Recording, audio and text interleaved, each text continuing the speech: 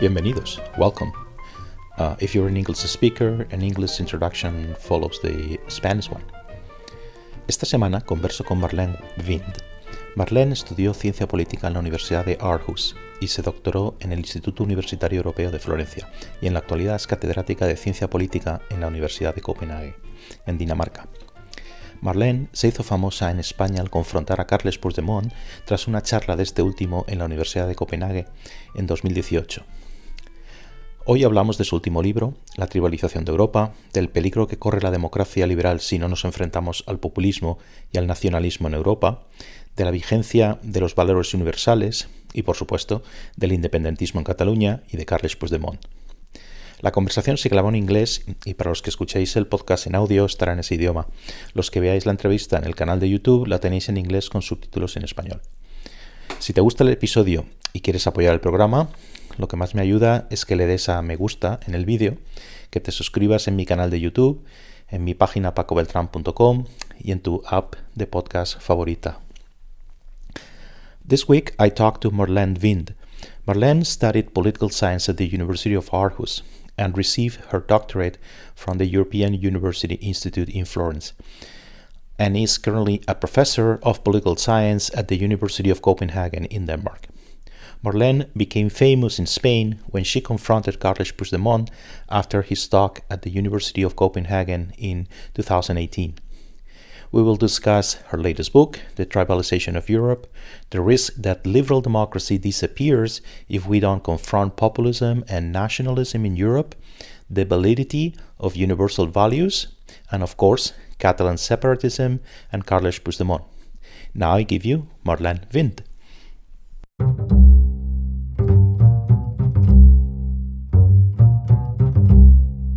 Hi, Marlene. How are you? Welcome. Thank you. So, we had this conversation standing there because we were going to present your book, The Tribalization of Europe, in Toronto a year ago. But then the pandemic hit, and then we have to cancel all the plans, right? So, but that's why we will be talking about your book today. I have it here, Tribalization of Europe. I read the English version, but I already presented the Spanish version of the book, and I really enjoy it. I think it's your book, which is quite short, but still is like an advanced primer on many subjects. I know that advanced primer is almost an oxymoron, but I think it really is, right? Because it's both an introductory text for people who approach these subjects, but at the same time, even if you're an advanced reader on these things, you will find lots of things there that make you reflect and think about all these subjects, and among them, populism, democracy, also the current state of affairs in European politics. Yes. Right? So I would like to start with talk a little bit why you say in the book that the liberal democracy has declined in the European Union, and also linked to this, what is this concept of tribalization? Well, I think it's a debate that we have omitted and have sort of put to the side for many years, and I would say too many years. There has been a preoccupation, since the financial crisis with economics and discipline, austerity, debating how European economies could survive and so on. And there has been a total neglect of the foundation that sort of keeps the entire union together. I really felt in a way that it was on time that somebody almost shouted out the neglect of, in particular, European central politicians, heads and state of government, who, in my opinion, have been neglecting the European values and also what unites us beyond economics and beyond the internal market and everything. I'm definitely known to be a fierce defender of the European project. But when I've said that, I also want to emphasize that I think we have sort of lost the essence of the project in a sense.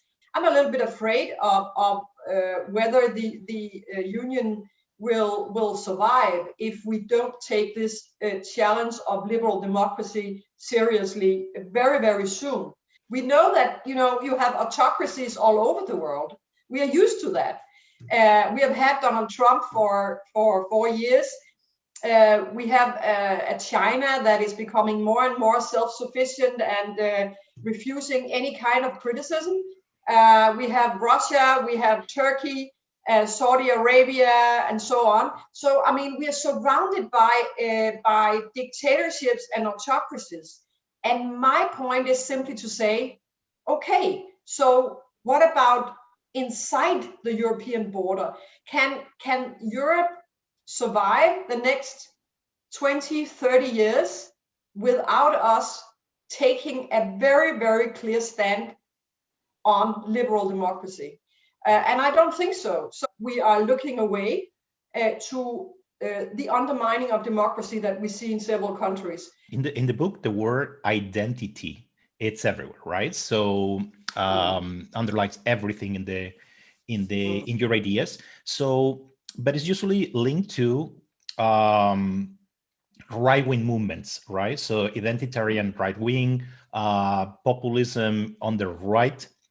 I wanted to just throw in here just a couple more dangers or risk, if you want, for lack of a better term, which is, you mentioned them in passing, right? But what do you think also as dangers for this, the liberal democracy, the way you were putting it? How about, for instance, the left social justice movements, what they call the woke identity, with all the cancel culture, the hatred of free speech? Probably you know about this case of this poet, Amanda Gorman, that was in the inauguration with Joe Biden. She was reading poetry there. So she's going to be translated in Europe. And then in the Netherlands, there was this translator that is not, that is white and male, I think. So it was rejected because it was not black and female. And then same thing happened a few weeks after in Catalonia. The Catalan translator, also a man, a writer, a well-known one, was rejected. So France, for instance, there's all this legislation now taking place to avoid what they call separatism, which is linked to social cohesion, etc. Right? So trying to avoid what is coming as academics in France say, coming from the universities in the US, right? Which is funny because it started in France with postmodernism and migrated to the universities in the US, and then it's coming back, right?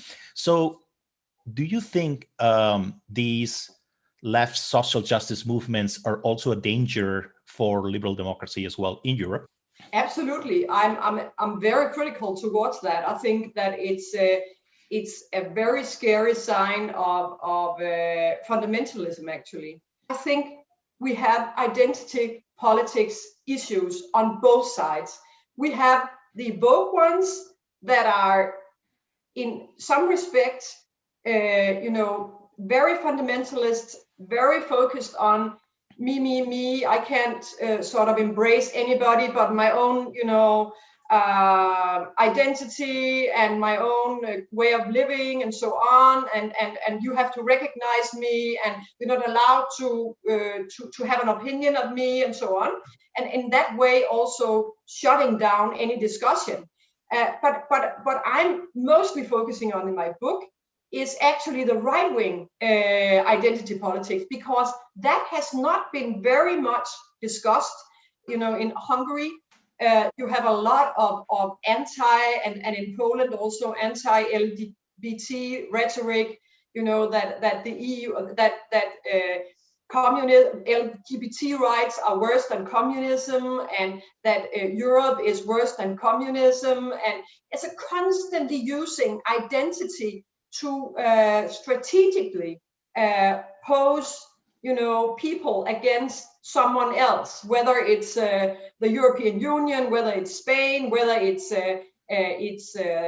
multiculturalism, or it's the basic respect for minorities. So I'm certainly for LGBT rights. I think that everyone should be respected and be able to see themselves in a society. But I'm also a little bit afraid of, if you go in the other, jump in the other boat and sort of cultivate your uniqueness in a sense that excludes discussions about the broader societal challenges. So I think we have the challenge and the problem with identity politics in both camps, so to speak. And the focus in my book, when I talk about tribalism, that's really the right-wing identity politics with very cynical political leaders who are professional. They are using, spin doctors. They had a big setup of propaganda machinery. They are incredibly professional in their communication. They try to put themselves up as victims and to constantly shape this rage that is sort of keeping the whole thing boiling. So it's very important for these different leaders employing identity politics to keep the rage going.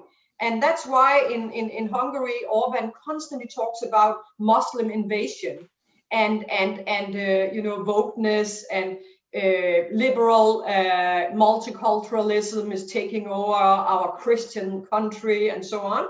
And in Catalonia, you see, in my opinion at least, you see some of the most fundamentalist separatists employing the same kind of rage and create this hatred and aggressiveness, but in a very professional way. So constantly putting themselves out there as the big victims.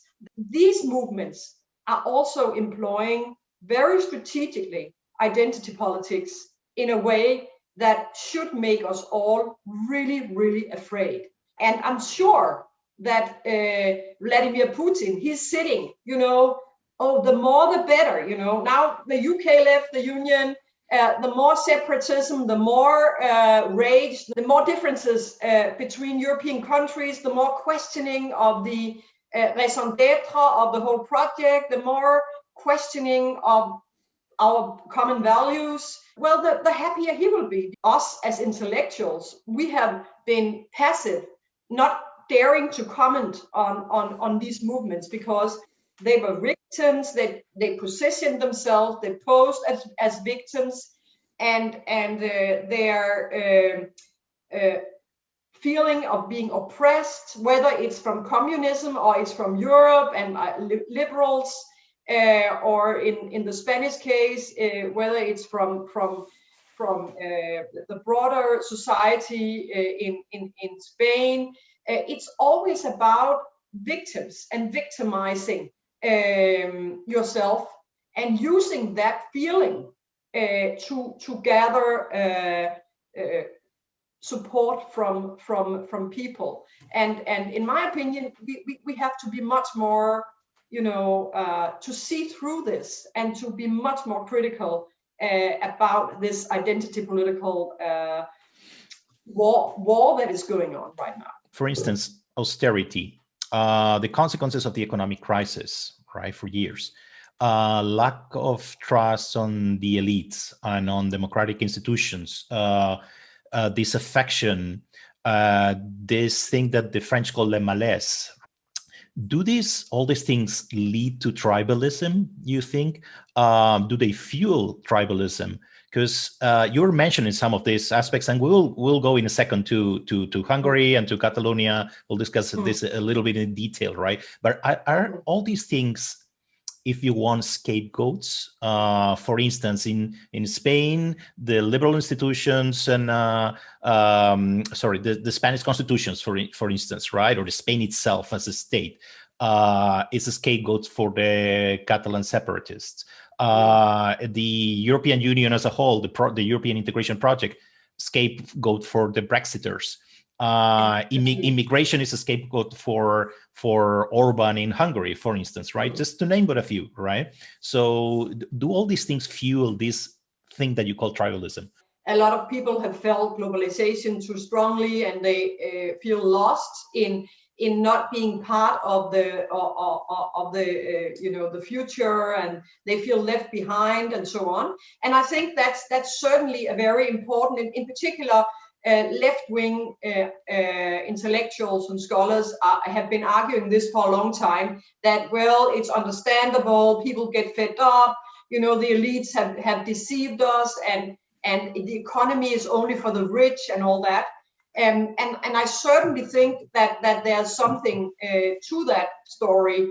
And I also think we should be careful not to say it's only culture, or it's only it all comes down to these cynical leaders that are at the end of the day, they just want to stay in power, right? So in order to stay in power, you are using identity politics. That's basically what I'm saying in my book. I agree that the problem is, of course, broader.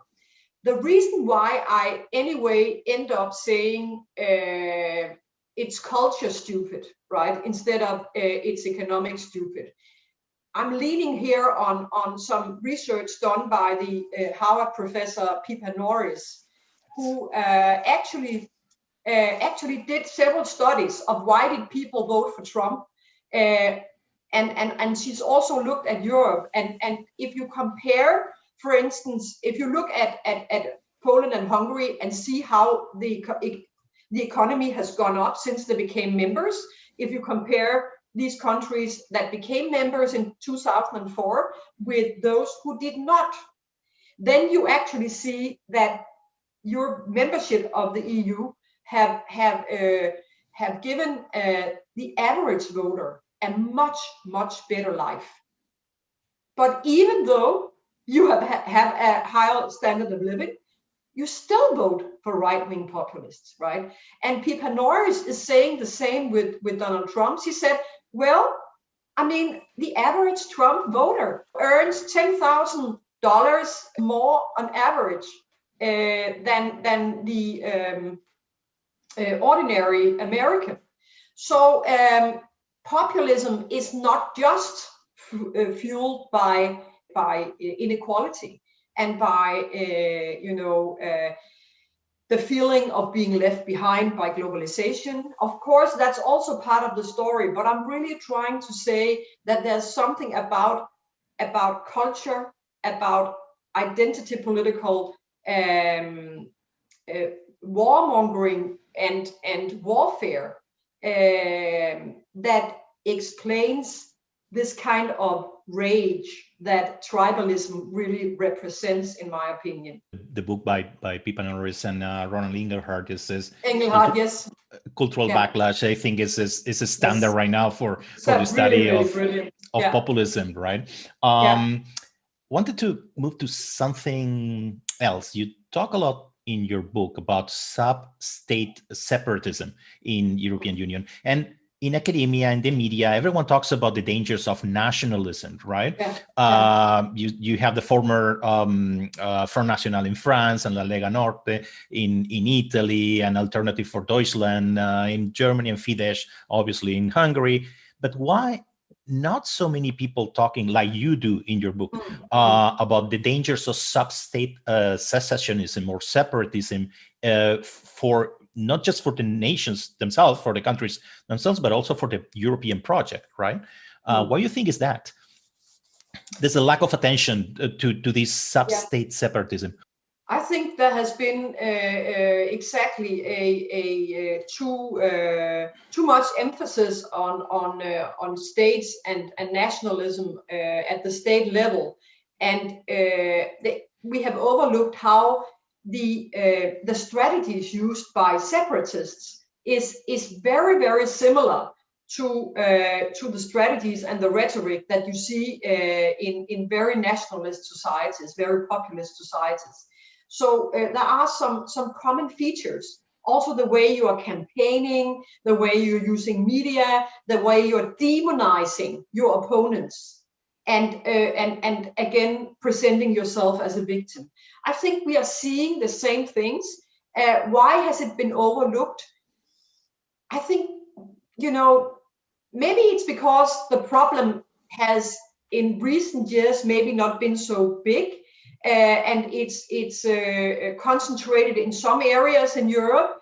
That's probably one thing. And then I think actually also the separatists, in particular in Spain, have been incredibly clever at positioning themselves in international media as victims of Spanish suppression.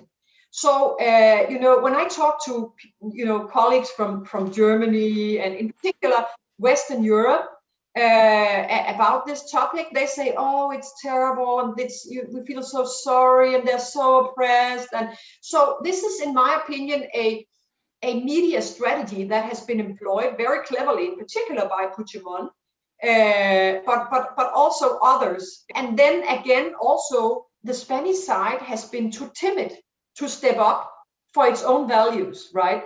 And to insist you're a democracy, you know. Look at all the indices that are, you know, listing democracies of the world. Spain is a democracy. The Spanish elite and political elite, but also intellectual elite, have been too afraid to push back on the separatists. I was shocked when I came to Catalonia and discovered that that's what my professor colleagues told me, that even speaking Spanish in class, you know, is they are demonized for doing that in Catalonia. And I was also told by some school teachers I talked to that they were not allowed to teach in Spanish. I actually didn't believe it was true. So I had to ask them again, what are you telling me? This is Spain, right? You have a country, and of course you should allow diversity, and you should allow people who want their children to be schooled in Catalan to do that. But you should certainly also allow those who want their children schooled in Spanish language do that.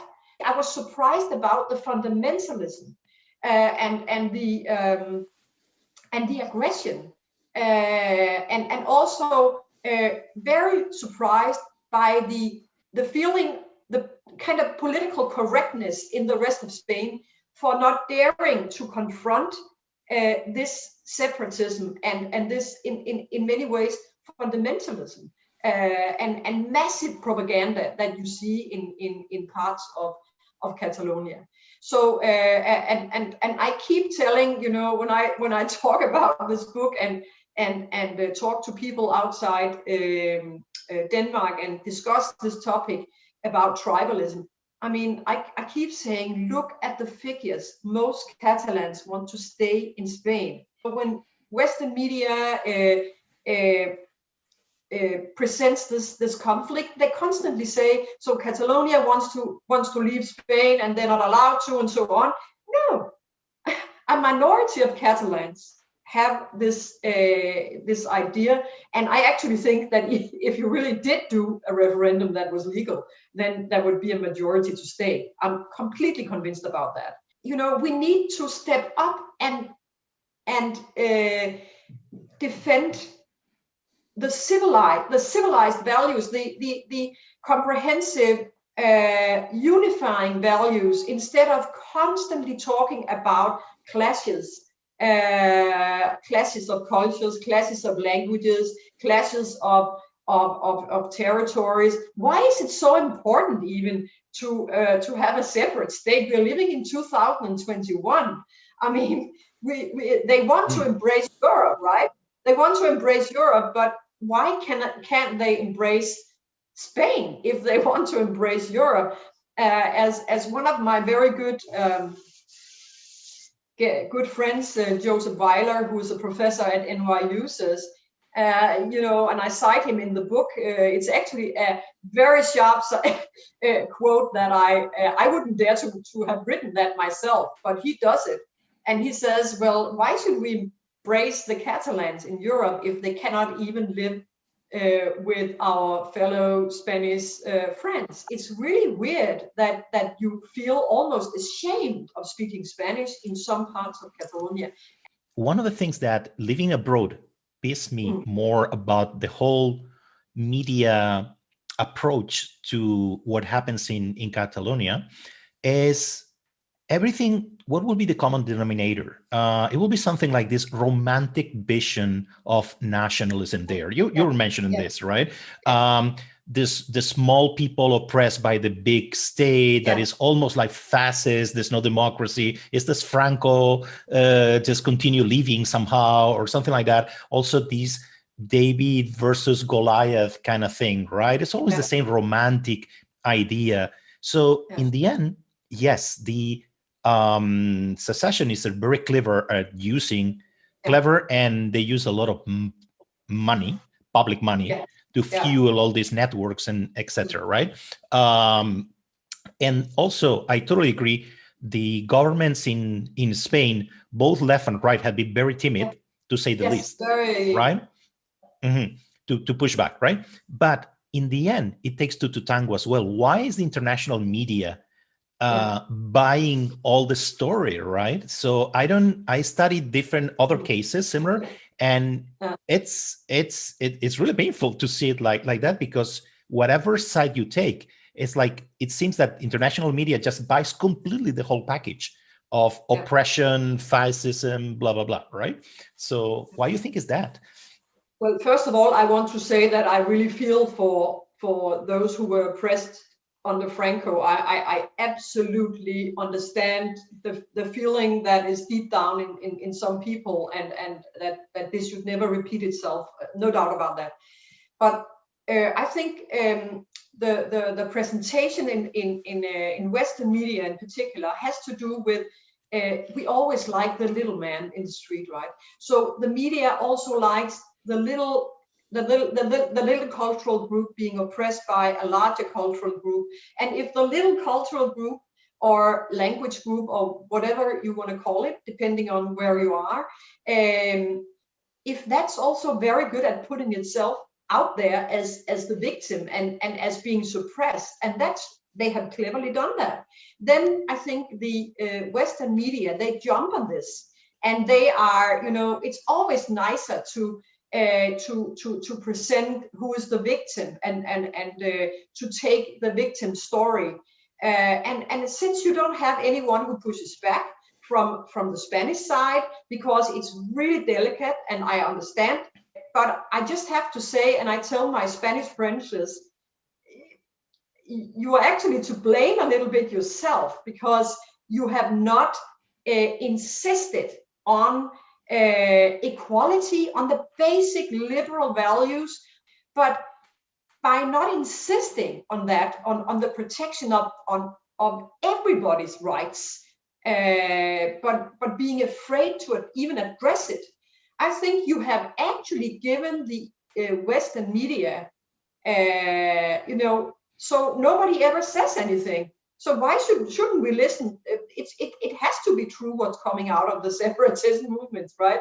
Because nobody objects. In Madrid, we never hear anybody saying this is not true, that's wrong, that's that's false, that's a story made up, that's not correct. You haven't seen that, and I think that is really one of the big lessons for global Spain. If Spain wants to improve its image in the world, it has to be more self-confident in a sense, and also say, yes, of course we respect minorities, we respect languages, but we also want to be proud of what we have accomplished. Just look at the democratic evolution in Spain compared to what we are seeing right now in some of the Central and Eastern European countries. You actually managed to create a democracy. I know there's a lot of criticism of the courts, and there's lots of things going on right now, but I still insist that basically you cannot question the fact that you are dealing with a constitutional democracy here. You may have problems with the king and corruption and so on, but you have a functioning judicial system that is not co-opted by politicians, like you see in Hungary, like you see in Poland, and also in some of the other European, Central and Eastern European countries. So I actually think you have a success story to tell, but you're not telling it. And that's something I have been wondering, why you're not telling it. I think if you were telling it, you would gain much more sympathy in the international press. But Spain has not been very good at talking about its own success, and I think that's really a great shame. As you know, you became a national star in Spain after you confronted Puigdemont at the University of Copenhagen. What do you make of Puigdemont as a political figure, or maybe as a person, since you met him like in person? Is he a fanatic? Is he nuts? Is he, he has a proper plan? Because just watching the video, I watched several times, everything you were throwing at him were arguments regarding democracy, regarding separatism, regarding the what kind of Europe will we have with 200 ethnic states, etc. But he was not replying with arguments. He was replying with, his own ideas or whatever, right? So what do you make out of him? Well, I think first of all, he was very surprised not to come in a kind of totally apolitical, friendly, embracing, debating forum. I think he had expected to like where he normally goes. He's expecting people to buy into his story, his narrative of being representing a suppressed, very suppressed minority in Catalonia. So I think he was surprised by that and also taken aback. So he was well, I mean, one-to-one, he was very friendly, but also very clearly quite irritated that he couldn't sort of easily sell his story, and that's why I think he didn't answer my questions. And I mean, for me, it was pretty obvious that you were in a university. In a university, you debate, and this is not a show for Catalan separatists. This is a university where we confront and debate, and of course you should address and answer the questions you get, right? And he didn't do that, and also he didn't after the debate try to sort of talk to me or engage, or he just left immediately and wanted to get out of there. I think it was not very pleasant for him.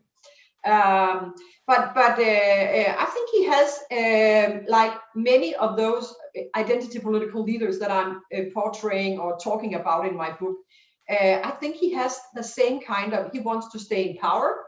He wants to, continue to have access to the money that this gives him, and that he knows that if he's going to stay important and relevant for his fans, I would call it fans, right? Then he needs to keep doing this, creating this victim of himself, and creating this feeling that the minority in Catalonia are completely suppressed, not allowed to exercise their culture, their rights, and that they are victims of an awful regime, almost as bad as under Franco. So that is his mission in life, and he's been incredibly good at playing the media in this way. He just didn't succeed when he came to my university. I think the show is going to go on because, as you know, the European Parliament left the immunity. So that puts, in this case, Belgium. This is a very interesting story also about European integration, how we trust each other judicial systems, right? Because the thing is, if it's been 3 years that Puigdemont flee Spain, not in exile, because there's no political prisoners in Spain, because it's a democracy. So he left, he ran away. So the reason he's not in Spain is because this mechanism that we have in the European Union, which is the European arrest warrant, that was supposed to help with judicial cooperation, with police cooperation, etc. in Europe, but it's not working at all, right? This instrument, European arrest warrant, basically lays on mutual recognition of judicial systems, right? So it substitutes the old extradition system, right? So, but both Belgium and a number of times refuse to send Puigdemont and the other people that are with him to Spain also to stand trial. Exactly, and Germany as well. And in those cases, this can get a bit technical, but like making the long story short, it's like those judges should not get into the substance of what would be just there. It's just checking that that you meet all the criteria for the send these people back to Spain. That's it. But they actually judge on the substance of it, on the accusations, right? So how is I don't see that we can get this single space or this integration project going on without trusting each other, right? Trusting among democracies, and all the member states in the European Union, by definition, should be democracies. We'll talk a little bit now about Hungary, etc., right? But don't you think we're lacking these kind of instruments to cooperate with each other, or maybe we're lacking the trust in each other in Europe? Certainly, and this problem with lacking trust among judiciaries is actually a much broader problem, because we have seen Dutch courts and we have seen Irish courts not wanting to extradite prisoners to certain countries because they didn't trust the country's judicial system. We haven't heard any courts say that they didn't trust the Spanish judicial system.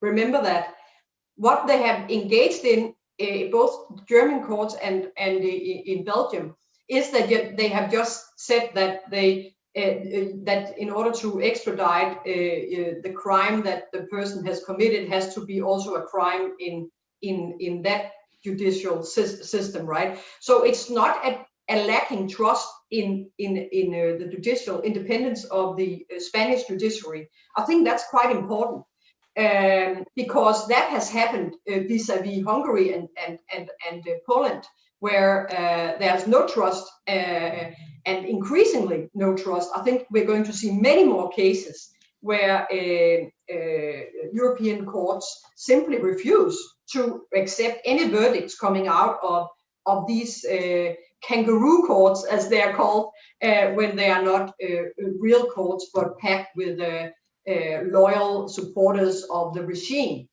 But you're completely right that it's a problem. The arrest warrant is not really been you can say harmonized or used in the way it was meant to be used, because we should of course respect the judicial systems of each other and let our own judicial system decide what should happen. If it's a democracy, then, well, I mean, what's the problem? Of course, you should let the Spanish courts deal with this question. But I mean, you can also argue Puigdemont is already in prison, right? He's sitting in Belgium. He hates it. And now he has lost his immunity. So in many ways, he's already suffering from what he did, and I don't think he has a future, to be honest.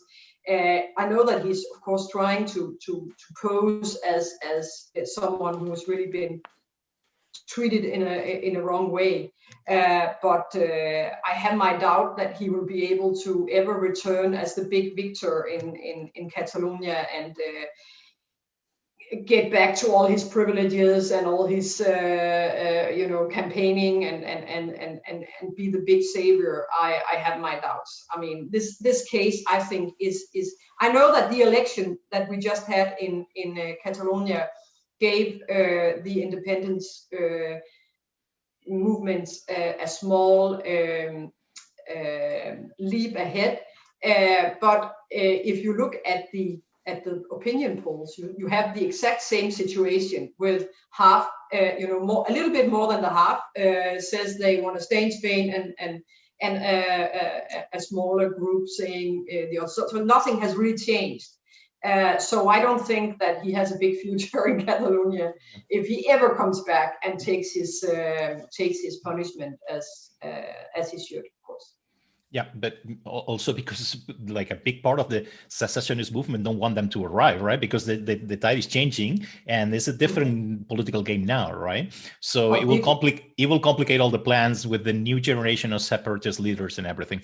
But and the leaders right now, ECR group works together with the socialists in Madrid. So you have a different, more pragmatic group of politicians who are in charge, and that's also something I discovered when Puigdemont came to Copenhagen, and also when he talked in different places. People were surprised when I said he's right wing. They said, "Oh, is he right wing?" They thought everyone who wants independence, they must be left wing and be suppressed by the right wing. But I had to tell him, well, it's a right-wing politician you're dealing with. He looked, intellectual with his glasses and his hair, and so I think he was very good at posing as very progressive and very. But in reality, it was a surprise to many that I talked to that he was actually representing the right in. Right. The Jund Catalonia, yeah. And that is another misconception of independence movement, that they all they conjure up this image of standing for the people, whatever. But yes. I always think that whenever you want to, the foundation for your political model is ethnic, you cannot be left. Yeah. So that's an oxymoron, right? So left is international, is rights, is respect for minorities, all this, right? So when you are saying, obviously, you don't say that you want to create an ethnic-based republic, but right. But in the end, is that right? When you talk about language, when you talk about blah blah blah, right? Yeah. That's not left, right? But exactly. Mm-hmm. But I wanted to move with this to something else, which is we're mentioning the cooperation and trust in Europe, etc. And this thing that I tell always my students, right, that we have in Europe these wonderful criteria that are called the Copenhagen criteria. You speak about that in your book, right? Which basically is the criteria. If you want to become a member of the European Union, you have to meet these very fine, detailed criteria on the rule of law, on separation of powers, etc. It's liberal criteria, right? So, but the paradox here is that once you pass this filter and then you become a member, the European Union doesn't have to have anything to defend itself or if you want to uphold the rule of law, separation of power, and liberal institutions in those countries. So they can become illiberal being members of the European Union, right?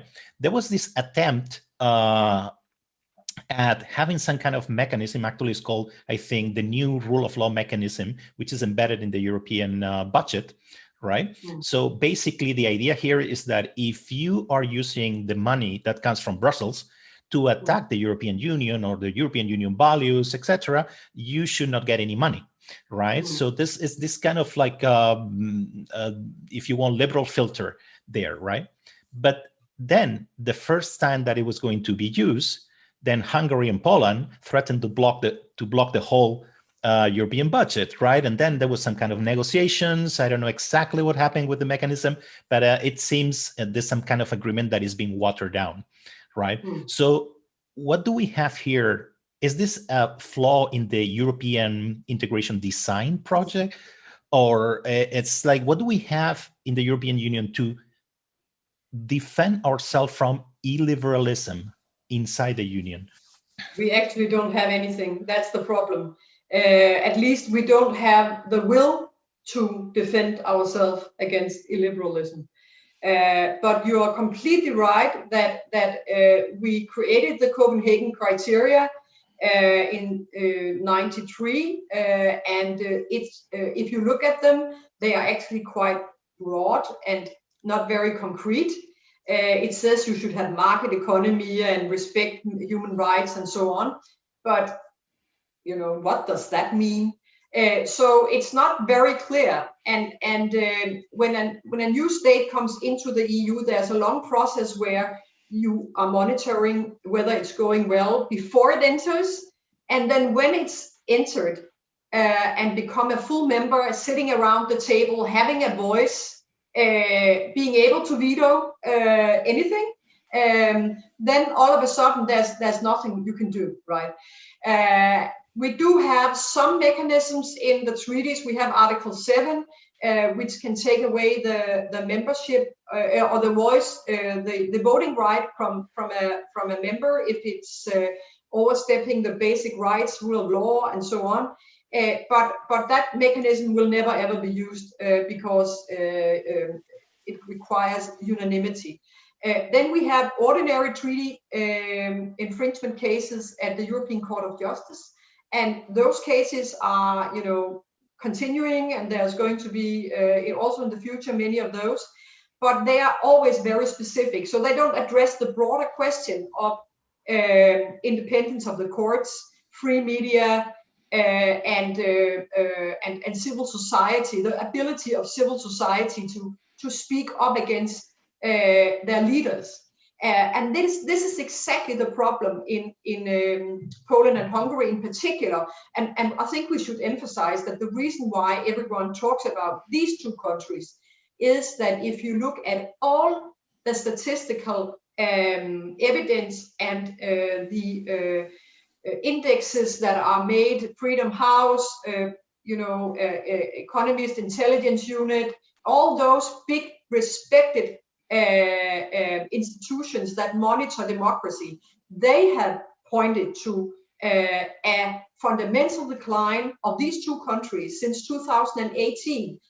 Since 2018, they are no longer considered to be full democracies according to these different monitoring institutions.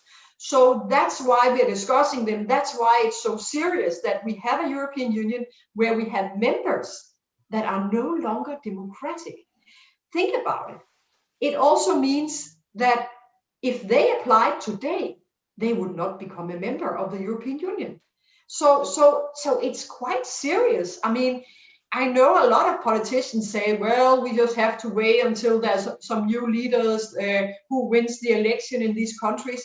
But, will they ever be able to win an election? What has happened in particular in Hungary, that's also why they are even lower on the scale of democracy. They are characterized now as an autocracy.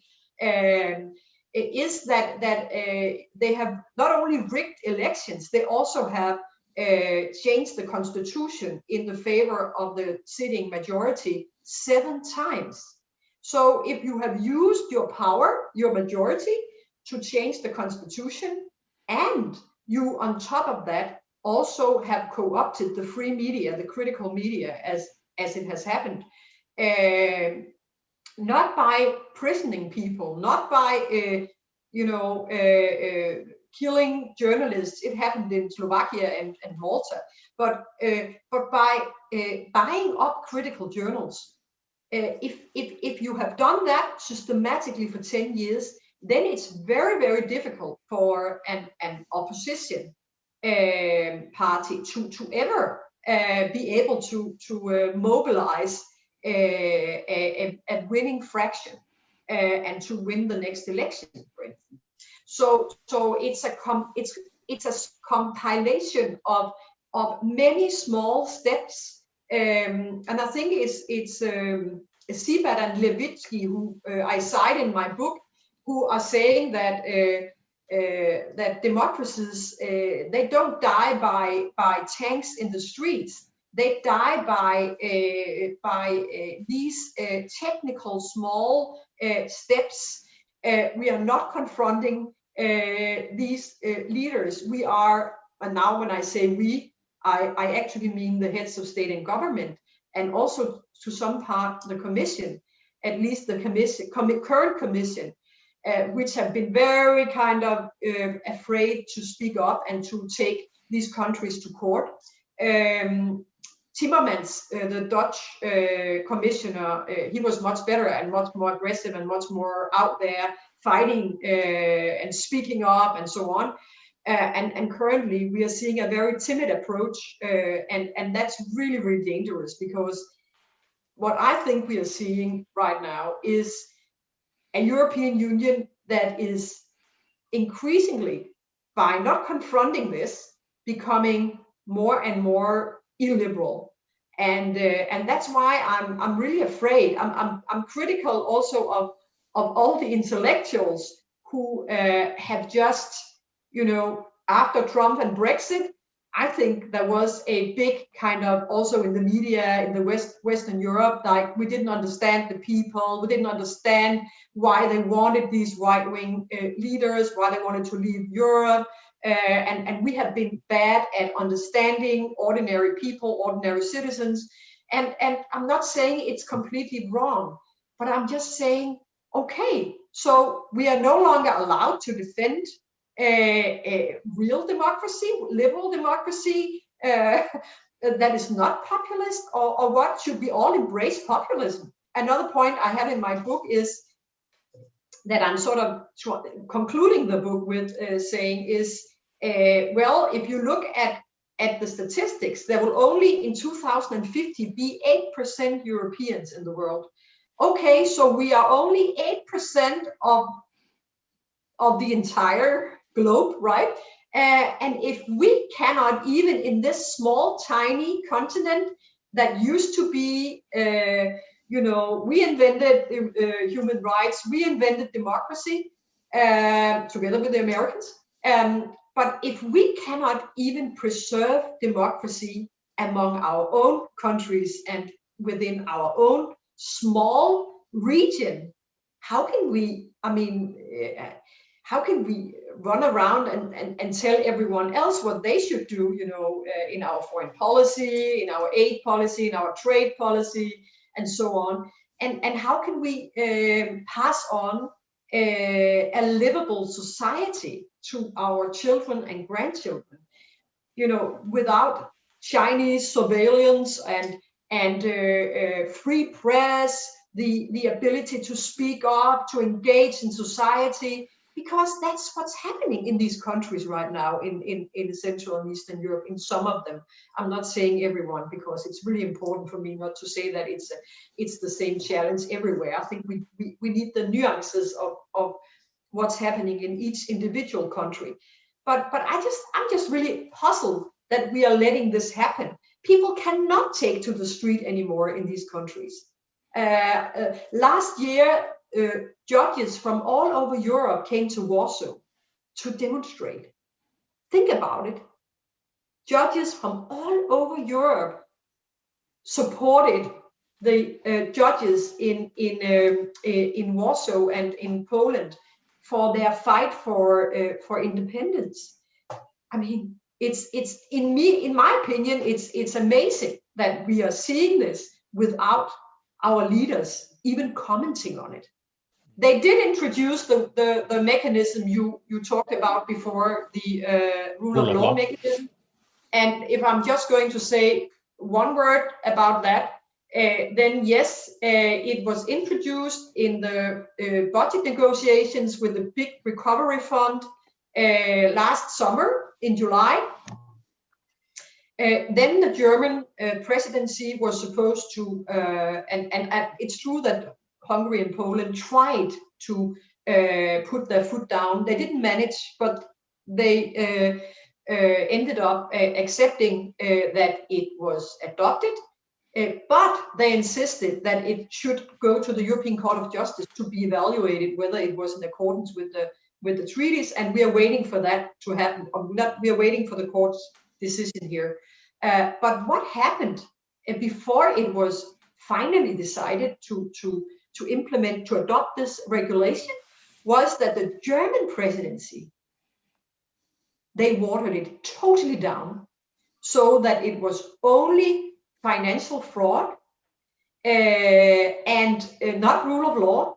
And then they took that decision, and actually the Germans also emphasized that it should be, possible to document, and there should preferably have been a court case in the particular country where it was evident that there was fraud with EU subsidies and EU funding.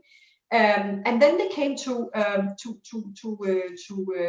Brussels, Strasbourg, to the parliament, and the parliament said there is no way we are going to support this. It's simply too weak. And then the parliament managed to put more substance into this mechanism, making rule of law and financial fraud, both conditions to receive money.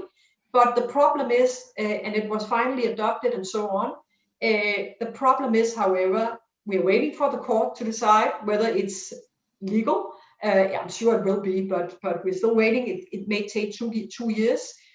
And then we are also waiting for the Commission to clearly define what will trigger, what concretely on the ground will trigger this mechanism.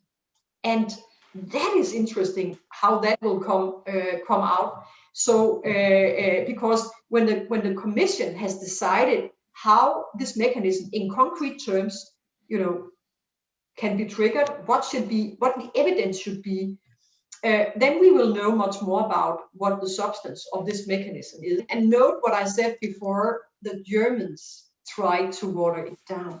I mean, you have this image of Merkel and Germany as being, rule of law and protecting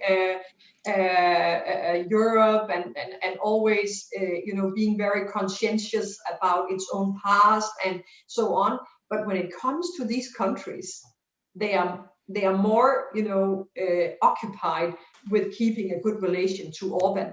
And of course also to the Polish, maybe due to the Second World War, maybe because they have a bad conscience, maybe they feel we're not entitled to be tough against these countries. Maybe it's because of German car factories in Hungary, all my colleagues who study this together with me nobody has really understood quite what is the reason for the Germans being so soft on autocracies? How could citizens understand the relevance of liberal institutions? What I mean here is there's a certain asymmetry here, right? So speaking to the heart is easy, right? Everyone understands both the will of people, immigration, this thing of rich versus poor, etc., right? But speaking to the mind, it's not that easy, right? So counter-majoritarian institutions, rule of law, separation of powers. As I always say, you will not see the masses in the street supporting all these institutions under banner. The judges were there.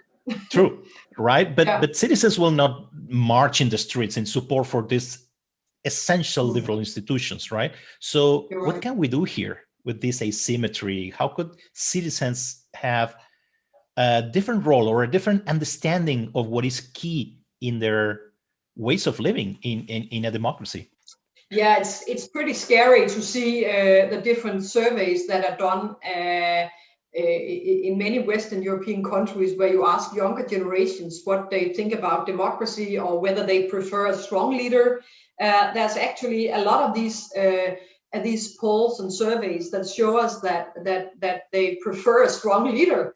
I think that one of the problems that we have seen in recent years, in particular, starting before Trump was elected in the US, has been this tendency to not emphasize the constitutional democracy, but much more majoritarian democracy. What does that mean?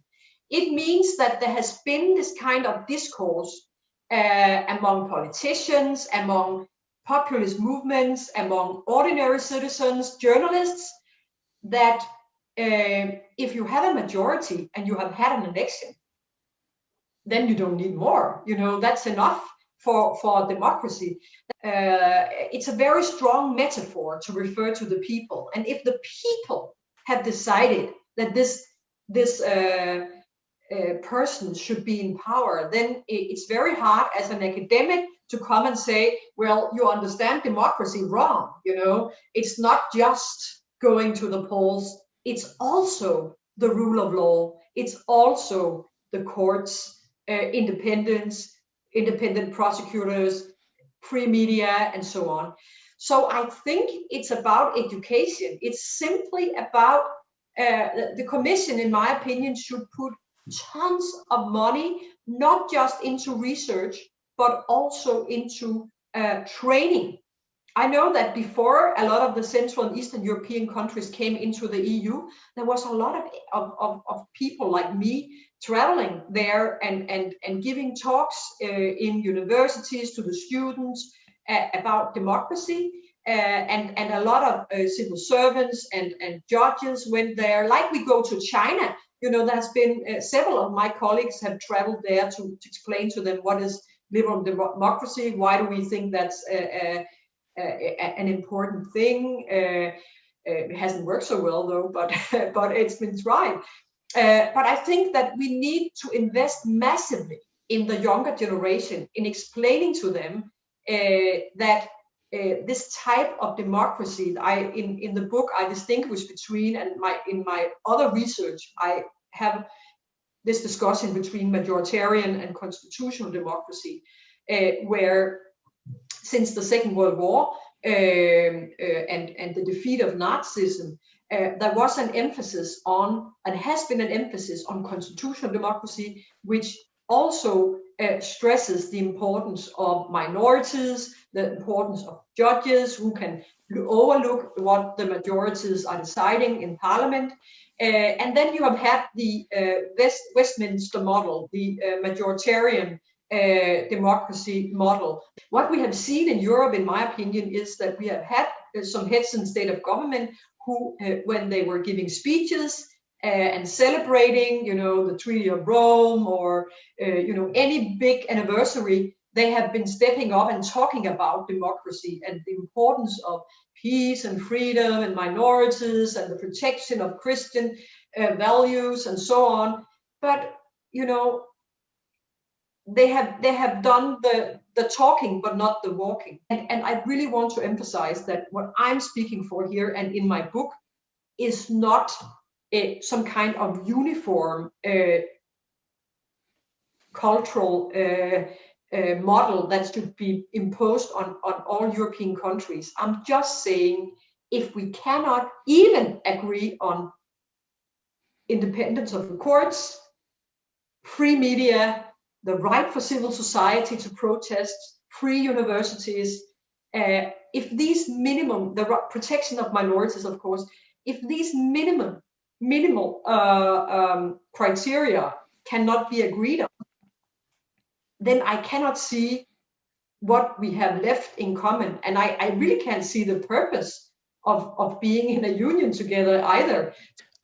Something else that struck me in your book, but doing some research, so I can tell that throughout your research, in your other books, in talks that you give, but in particular in this book, you're very outspoken. You mentioned that at the very beginning, and very supportive. You strongly support liberalism, liberal institutions, but you also speak of truth, universal values.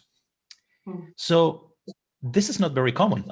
Why no one speaks like this anymore, not in academia in general, right? In media, etc. Why, if we speak like this, we are labeled right away as right-wing, neoliberal, culturally insensitive? Why are we silent? And why we accept this distortion of language, that we cannot speak of universal values anymore, we cannot speak of truth? Why are we doing this? I think it's actually probably a result of the woke movement, that it's become increasingly seen as imperialistic and intrusive to insist on these basic values that we have from the Renaissance and from the Enlightenment. But I'm emphasizing in my book that I'm not saying we should conquer the world again and impose our European values. I consider them European values on everyone in the world, like we did 500 years ago or something like that, or 200, 300 years ago. All I'm saying is that in order to see ourselves in this project, there has to be meaning. It cannot just be about commerce, about internal market, about trading with each other. There has to be something else. And also I think that we are overlooking how important these values, these universal values, and this respect for the law and respect for diversity, respect for a functioning democracy and a free press that can allow people to criticize, that we are underestimating how important that is for a well-functioning economy. We are just focusing on the economy. We have to produce, we have to sell, we have to survive. Our welfare systems has to work and function. And of course they have. But if the foundation is not there, if people can no longer criticize and go to court and be sure that your case will be taken seriously, and if you are fighting the state for some reason, then I cannot see why I should support this project. And that is something that we don't see very many people say anymore. That's completely true. And I think that there has been this tendency to either retreat as academics, intellectuals in this debate, also politicians, in some kind of fear of being generalizing too much, touching people's fragile sensitivities and so on. But I think that the vision I'm speaking for gives lots of room for sensitivities and different ways of living and doing and thinking. But we all have to respect this basic foundation, because otherwise I cannot see that we can live together in harmony, or in something that can be communicated as being a democracy. So we need to emphasize that this is not an attempt to impose a specific substantive, thick culture on all European countries.